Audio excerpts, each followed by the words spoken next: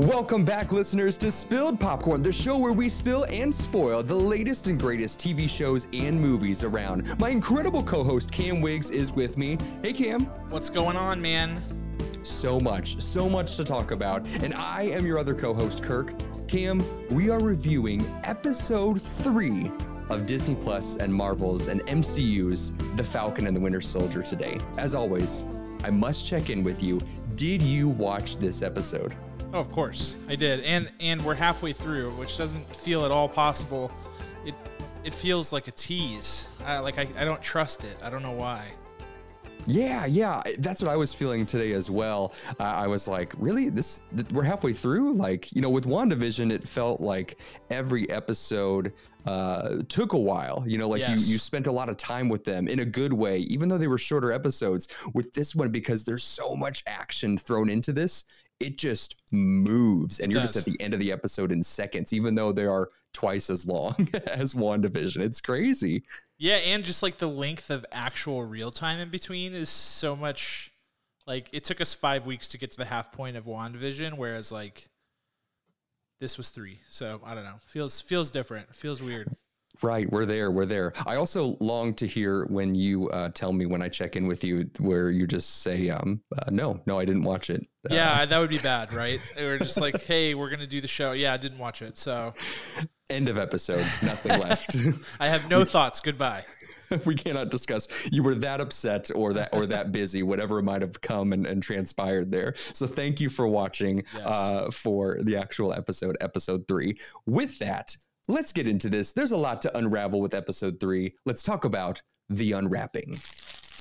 Unwrap it up. Let's go. So very, very, what would you call it? Stereotypical beginning. We talked about it, kind of a weak setup. We knew Zemo was the big bad, and they tried to like lay into this mystery last week, and they're like, we got to go see Nemo. Nemo. They went to actually. That would be a twist. That's the ambitious crossover we're looking for here. Yes. And everyone transforms into fish, like Animorph style. Yeah, they go see him, and he like spins around like the Godfather. Yes. He's got a cigarette hanging out of his mouth. He said, I want to take you to Mount Wanahakalugi. Shark bait. Oh man, that'd be great. Sorry, I digress. No, you're good. So Zemo is what I meant to say. We got to go see Zemo. We get him. He's in his ultra lockdown jail. You know, there is still this weird setup how Bucky is the one leading this charge and how he's super calm about it. That just tells you either the writing is really weird or Bucky is super evolved and resolved in his therapy sessions. Like, whatever, I'm not brainwashed anymore. Let's go. Who cares? He's going to get me what I need. So maybe he's just super resourceful. We get a hypothetical breakout of Zemo as he's getting out of this jail, which turns out to be real, which gave me super big Captain America Civil War vibes as they're, you know, dissecting their plan in like a warehouse basement hangar. How'd you feel about that scene, Cam? Yeah, I liked it. And I love Daniel Bruhl, the actor who plays Baron Zemo. I think he's really, really a great actor and a good addition to the MCU. So getting to see him like actually do stuff, because as Zemo, he honestly didn't have that many scenes in Civil War. So It was cool to see him like, you know, do some fighting, do some like he disguised himself as one of the prison guards. I don't know. I totally dug it. Yeah, it was pretty cool, pretty interesting. And correct me if I'm wrong, in Captain America Civil War, we did not see him with his comic book purple mask persona. Correct. We never saw it. So you know more about this than I do. You know, what's kind of the big deal with this purple mask? I mean, it's largely theories, but I think the original, like the prevailing theory among the comic book, like the group, the community, is that like he views it as, Thanos was one of the first big villains to take on the Avengers and be able to best them, and he views himself in that same light, only in a different way. You know, he's obviously not supercharged in the same way that Thanos is, but that maybe that purple color represents some sort of power against the Avengers to him. So that's right. I've never read a comic where they go in detail about the purple mask, so I think like that's just what I personally have theorized, as well as some others. But who knows? Maybe we'll get some answers in this series. I like it. Yeah. So, I mean, as of right now, Zemo is basically the Lex Luthor of Marvel. You know, he is just a mastermind manipulator. I mean, the confidence in this guy, I mean, locked up in prison, he's like, I'm going to get out, like, whatever. Like, he's super chill. He's not stressed out at all. And then he's out in the real world, like, oh, great, here's all my money. I'm going to get my plane. I'm going to fly my jet to my really evil town. Let's do this. Yeah, he's really the perfect villain for this series because this is the most grounded series we'll probably ever get from, you know, in the same way that the Captain America movies were the most grounded movies in the whole MCU to date. I think, you know, this show, like I said, I theorize that the MCU is going to a crazy interstellar cosmic place from here on out. And so, yeah, let's get the guy who's just like the rich normal dude. That's the best villain for this series, honestly. Yeah, and I do like the idea of by the end of this series, or who knows, maybe episode 4, where if he becomes a super soldier, he gets the serum that they're hunting down. So pretty cool. So as a reminder, the Flag Smashers, a bunch of them, if not all of them, are superhumans enhanced by a new strain of the super soldier serum. We meet one of these scientists that kind of unlocked it. Pretty interesting that he was creating it, blipped out, came back, and just got to work on it. Pretty smart on the writer's sense that that's how it kind of went under the radar, because it was on no one's radar because this guy was gone. No one was researching him anymore. They didn't have enough time or resources to follow up. So I love the line that they said when it's a little bit farther in the rundown here, but he says, you know, no one's like super jacked when they take this. Yeah, serum. that's good. You know, that's the attention to detail you come to expect from Marvel. Because I'll be honest, that was one of my first questions. Is I was like, look at the Flag Smashers. I mean, Carly Morgenthau is like a scrawny like person. Yeah, I mean, she's a small person. So I was like, hold up now. If this is super soldier serum, then it's a very different kind of juice. But they kind of did deconstruct that and actually address that issue. So that was good. That's right. And especially she's, you know, the leader of these Flag Smashers. Obviously, they answer to a higher power. We haven't really pulled back the veil on exactly who that is just yet. Lots of theories. It could be Zemo. It could be Nemo. It could be this the power broker. Yeah. Yes. It could be a multitude. They could all be, you know, this like board of evil team members. Who knows? But that's what we're going after. We're going after this serum as kind of a sidebar as to what the full agenda is going on. So we get a glimpse of the Flag Smasher, Carly Morgenthau, who is wanting this serum more as a medicine. It seems like what appears to be her mother dying in this decrepit hospital in the middle of nowhere, and she has a very poignant moment, very good scene. The actress that plays her, very, very powerful, because it's always better. In some cases, it's really good to have a villain who's just straight up evil, but in more cases than not, that has to be a perfect formula. And in this case, her agenda is her family, and she'll do anything to save her mother. And I love that backstory. Well, I have to say, I mean, first of all, I think this episode was far better than the first two by a large margin. But also, I think they're doing some pretty interesting things from a subversion perspective here. You know, we have no real reason to hate the Flag Smashers at this point. You know what I mean? I mean, the only person we've seen them hurt that we actually like is Joaquin Torres, and we've spent like this much time with him in this series. So, and every time we see them, it's like these endearing moments. You know, they're the disenfranchised. They're these people that are helping other people, impoverished people, sick people. And on the flip side of that, the people with the power are the ones that are, you know, the John Walkers of the world are the ones that we sort of dislike. So they're sort of flipping the script here. And even in this episode with the whole Sharon Carter thing, I mean, they sort of paint the Avengers in a somewhat negative light with her whole situation as well. They do. So we get to travel to this city called Madrapore for a mostly shoot 'em up setup scene, which is great and fun. We try to get more details on who the power broker is. We've gotten little crumbs of who this person is, and ends up, you know, going south because Sam Wilson gets a call from his sister, and she calls him. He's almost through it, and she calls him Sam at the end of it. And this lady, I forget what she's called, but she's a high ranking officer. Do you remember her name at all? No, I don't. I don't think it's Starts with super relevant, but Yeah, because she's dead. Yeah. She's gone. Starts with a B maybe or an S. Selby. Can't remember. Yeah. That's right. Selby. And right. so they, everyone dies except for our main heroes, and then they run out, and Agent Sharon Carter, who is now a complete underground agent / mercenary, no pardon, no allegiances to any governing agency. She is completely on her own.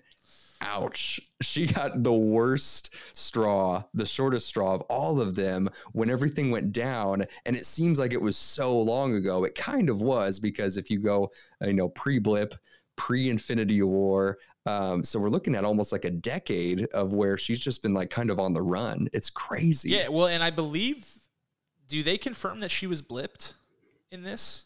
I think it's insinuated that she blipped. Maybe. And that's part of the reason that she maybe didn't get the pardon is like, Bucky and Falcon helped save the whole world, and she just like was, out on the outskirts the whole time. I mean, plus she's not an Avenger, so she probably, like she said, she probably wouldn't have had the same protection. But I do believe that she was actually involved in the blip, which could have led to, her whole situation being exacerbated to the point that it is. Right. The paperwork is just backed up on her. They're like, well, we'll get to her. We'll we got all these people, all this red tape in front of Sharon Carter. The other mission that we're following, because a lot happened in this episode, like we said, the other side mission is this power broker. Who are they? How much power do they have? What kind of connections to the serum do they have? What other evil agenda is happening? And I want to talk about in the crumbs who could be this possible power broker. We didn't meet this person. We're just hunting for them. And then, Zemo, of course, we talked about it briefly. He kills the chemist who basically unlocked the new serum, just offs him. I think Zemo knew more than he's letting on about this scientist. And then at the very end, we see a Wakandan guard hot on the trail of Zemo, because, of course, the Wakandans hate Zemo because he manipulated and actually caused the death of King T'Chaka. Yeah. T'Chaka, dang it. You're right. So the Dora Milaje, who are the King's Guard, effectively, they have unfinished business with Zemo. So that was a really interesting, I was not expecting that at all. I mean, I know they sort of, they had Falcon set us up with the reminder of like, remember Wakanda hates this guy. So once he mentioned that, I kind of thought, oh, that's an interesting thing to call out. But sure enough, we get the actual tie-in. She rolls up and she is mad, mad, but like there's a little bit of excitement, right? Because like they couldn't touch him because he was locked up, but now they're like, he's out. Let's take him. Right. Let's destroy this guy by all means, because that was the catalyst for everything else that's the horrible events that have happened with the kingdom of Wakanda. So, so that's the end of the episode. It's nuts. It's wild. Let's talk about some of the best moments of this, and let's get into the butter. Yeah. Absolutely. I mean, I want to kick it off if that's okay. Do it. Let's go. So we don't get very much John Walker in this episode, but here's what I find really interesting. The scenes that we get, well, really the very first scene in the show, in this episode, is John Walker breaking into that German, basically hide house, right. Like the stash house or whatever. And he's interrogating them, and he has this moment where we really see him lose it. And he's like, that's BS, that's BS. Do you know who I am? Like screaming at that guy. And the guy spits in his face, and he's like, I know who you are, and I don't care. I think that's a really telling scene, because that was, like I said, that was the first taste we got of John Walker as like unhinged, which is telling. And I think, the line, specifically the line, do you know who I am, is so interesting, because going back to episode 2, he doesn't think he's anybody, he's like, am I Captain America? Am I really Captain America? I mean, I can't be. I'm just John Walker, but nowadays, he's had that shield in his possession for a little while, and now he's, do you know who I am? That's a big change for him. He's Reese Witherspoon status when she got pulled over all those years ago. Yeah. He's had a couple of successful missions under his belt as Captain America, and he's ready. And he still feels undermined where he shouldn't. He really shouldn't. But people are like, nah, you ain't got nothing, which, speaks to the full theme of what we've received so far in these 3 episodes of power. The theme is power. And what power do you have, whether it's strength or respect? What are you chasing? What power are you chasing? What version of either of those is good and bad? And I think, from your previous speculations of having John Walker come to become a super soldier, I think we're on that path. I think we're all going to come down to it where Zemo and him are just going to like shoot up and just like explode into a massive battle between everybody, which would be wild. Yeah, I think that's something I'm definitely watching, and I will just pat myself on the back a little bit for last week for correctly predicting the power broker coming into play. I didn't, to be honest with you, I didn't fully expect that to be the route that they go because it's such an obscure storyline in the comics, but here we are. So the power broker is in play, and I like that they're keeping it hidden. I think it's good for the show. We did meet Dr. Nagel, which an interesting call out is that is not the name of the mad scientist from the comics. So those are the sort of things that I'm looking for with the MCU is, how close are they going to keep it to the comics? Sometimes you can tell by just little things like that, what names are they using? Who are these characters? What are their backstories? So I think so far it's hard to get a beat on the power broker because they're not really dropping us any hints at all. We'll talk about who I think the power broker is coming very soon. The continued action in this series is just incomparable. Like it's so refreshing because you have this close-up action, hand-to-hand combat. I like to throw out that I took stage combat in college, and that was really fun. And we got to do a bunch of scenes where we would just like beat each other up, Nice. And I just think that the art of that and the choreography has been so specific and so wonderful because what people have to remember and understand is like a 10-second scene of combat, of action, takes so much preparation, so much time, not only in just the choreography itself, but then you add the actors, you add the camera, you add the makeup, you add the explosions. Well, and for every one of these scenes, they probably have 30 cameras going, and then you have to edit it.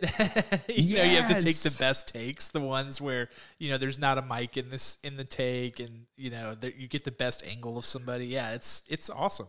Yeah, so I just got to throw that out there as the butter because it's not lacking in any way, shape, or form, and I hope it continues. It's really escalating well because episode 1 we got the flyover scene. That was cool. I was like, I wish we'd have a little bit more ground fighting. Episode 2 kicks off with the train. That's what that episode is about. It's like awesome. And then in this, the Madrapore fight sequence, huge. So it's just going to get bigger and longer each scene, and I'm super excited.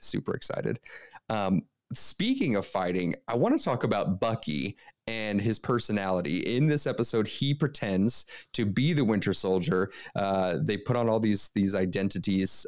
He pretends to be under the spell again. And his fighting in particular is so awesome when he's the Winter Soldier. And I want to know from you, Cam, I see a difference when he is pretending to be the Winter Soldier again and fighting as Bucky Barnes, the Avenger. 100%. How do you feel? Which one do you like more? Well, I mean, I like the Winter Soldier. It's brutal. It's smash mouth. It's unforgiving. It's merciless. It's cool. But I think there's a story aspect to that, which is, Sam kind of checks in on him after he destroys some people in the bar in Madrapore, and he's like, hey, you good? And he's like, yeah, I got it. Which, I think the underlying story is Bucky likes that part of himself, or at least is still working through it. He as when he's playing the role of the Winter Soldier, he gets to just unrelentingly unleash this, all Animal. this stuff that he's got, compressed inside of him. And he seemed to enjoy that. He did. I hope that he, graduates into being able to adapt that level of precision without the hate behind it, right? Because if you think back to the train, he got his butt kicked a lot by other super soldiers, granted, but it was just like, huh? Like, where's the moves that we see against these people? Obviously, they're just regular humans, but the speed and just the confidence in his attacks is so different. So I really hope that we find a happy medium to that. I hope that's already planned out in the coming episodes. Yeah, it's something to keep an eye on for sure. All right, that takes care of all the the best parts. Let's get to the crumbs. Yeah. Next week, I'm gonna like have a piece of bread that I break up, and I'm gonna like have a shortbread shelf cookie. Yeah, just like, and I'm just gonna drift it down all over my computer, and it will explode from our production from the value be just through the roof. Yes, like, have you seen those guys? They he baked a fresh batch of cookies just to smash it over the webcam. What a monster. So, talking about the Power Broker, I've been teasing it all episode. Hopefully you're still listening. Thank you for being here if you still are. I got to talk about this. What if the Power Broker is Sharon Carter?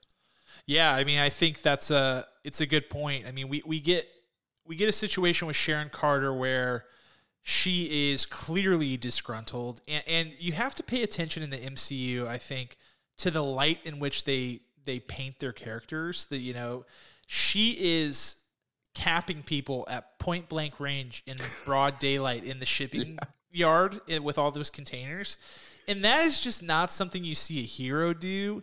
And she's given off some vibes. I mean, she's wearing all black all the time. She is clearly very bitter by what happened to her and how she, you know, basically was excommunicated from S.H.I.E.L.D. and the CIA and didn't get pardoned. Right. And at the end of the episode, she's like, no, I got to stay here and hold it down in Madrapore. And then, like, connects with one of her people and is like, we got a problem, actually multiple problems. So, yeah, I mean, the only thing that holds me back from saying that is just that would be a huge change from the comics, but that's okay. I mean, I think, like I said, they're painting her in a different light. They're painting Zemo in a different light. Could they flip the script, and could Zemo come to the good side, and could Sharon be our villain? I mean, it's all options are on the table, Kirk. I certainly don't think it's a wild thing to speculate. I mean, I don't think we've been given any assurance that she's still, you know, Team USA. So it'd be crazy, but it's something to watch for sure.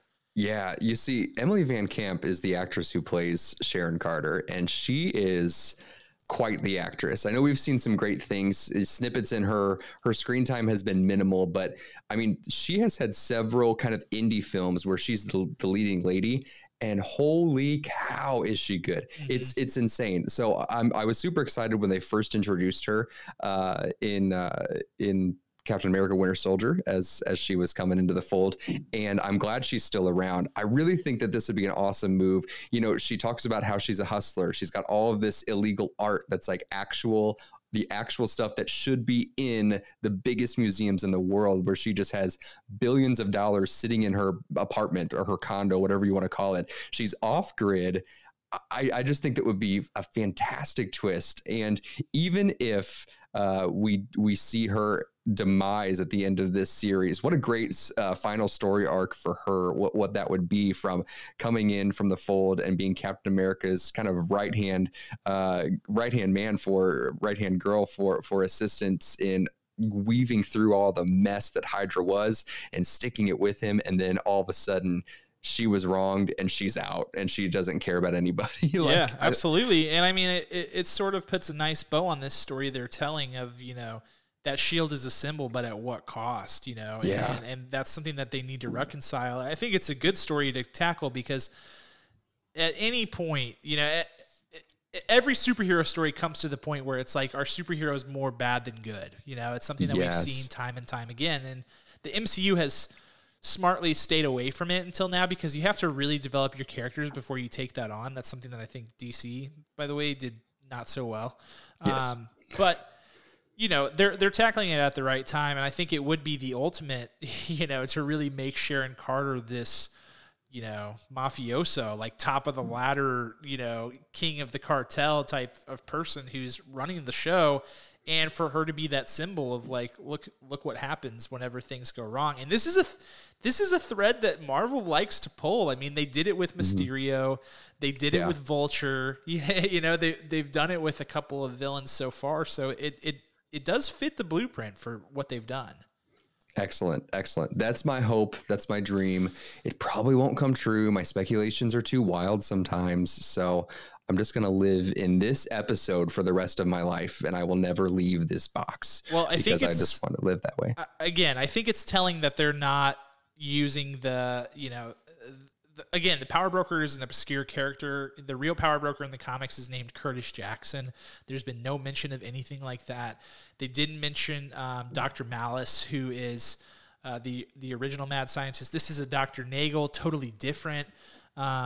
So the fact that they're not going with the specific names tells us that this is totally different. This is MCU specific, and while the name seems to be the same, all the details are out the window. So now, did Nagel drop a name, and was it Malice or was it something else? I don't think it was. Okay, gotcha. Yeah. There was a name that he said right before Zemo offed him, and it looked like if you watch with subtitles, as I often do, it looked like it would be what do you call it? It's like a word scramble. What's that called?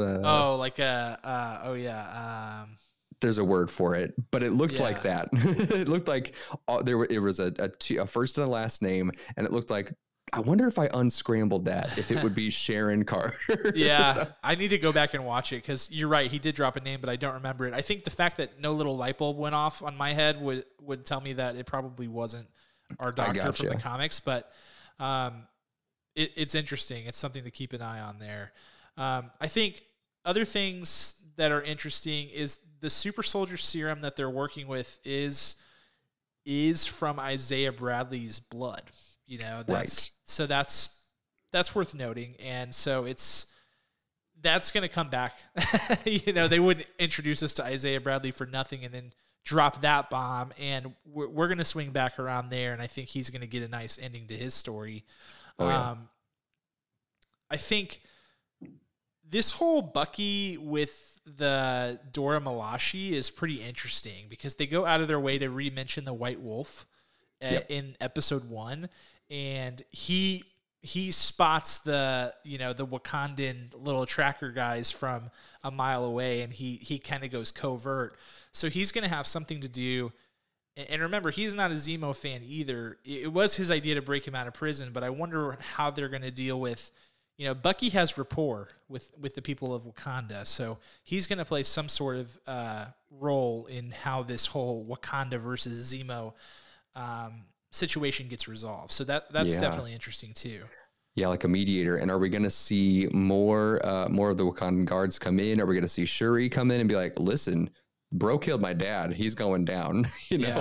What's going to happen? It could get bigger. This whole thing that we're building to could get a lot bigger if Wakanda gets involved. Yes, and that was my issue with episode 1 and 2, that the stakes just weren't high enough. Yeah.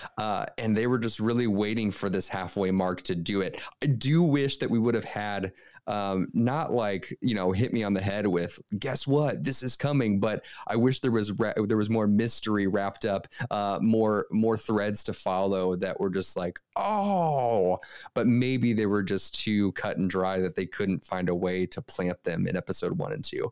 So I'll give them the benefit of the doubt, but I'm happy this episode happened after I've talked about it. I think before we hopped on here, I was like, I don't know about episode 3, man, but dissecting it has made me more excited. Yeah, I mean, I think we're headed in a good trajectory, and they've dropped enough seeds now to make me interested in a number of different ways that can go. A couple of other things.